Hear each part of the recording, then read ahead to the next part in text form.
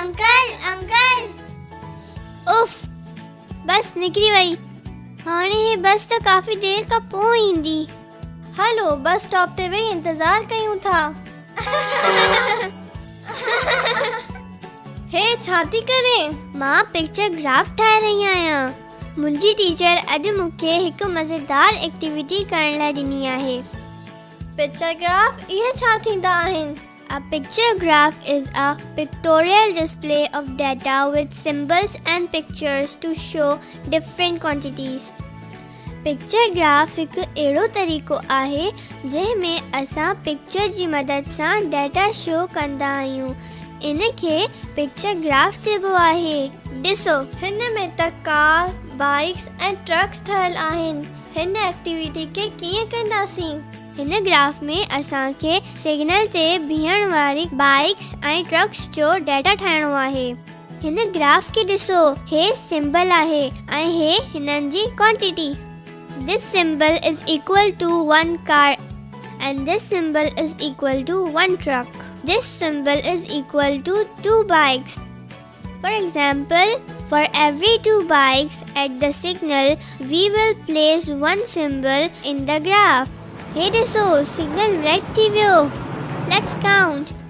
1, 2, 3, 4. 4 cars and 1, 2, 3, 4, 5 and 6. 6 bikes and 1 truck. छो त this symbol is equal to 1 car. इन्ही करे असां 4 कार रखंदासीं। छो त this symbol is equals to 2 bikes. इन्ही लाइ असां 6 bikes लाइ 3 pictures लॻाईंदासीं and truck जी लाइ 1 picture.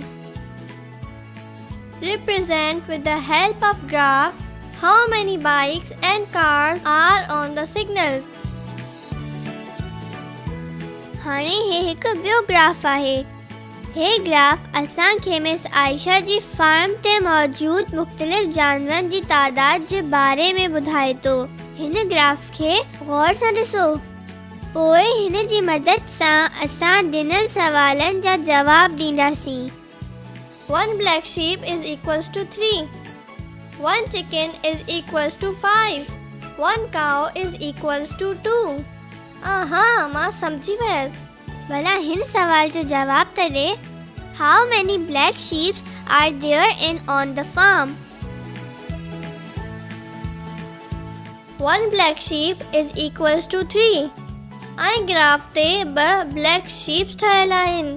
त असां 4 खे 3 सां ज़रब कंदासीं। 4 times 3 is equals to 12. Miss Ayesha जे फार्म ते 12 ब्लैक शीप्स आहिनि। तोखे त पिक्चर ग्राफ चङी तरह समझ में अची विया। हे ॾिसो, बस अची वई। मुंहिंजी एक्टिविटी बि थी वई। Answer the question with the help of graph. How many apples were sold on Monday?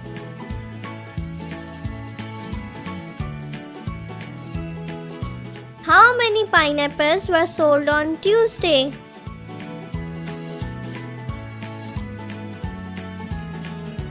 How many apples and pineapples were sold on Friday?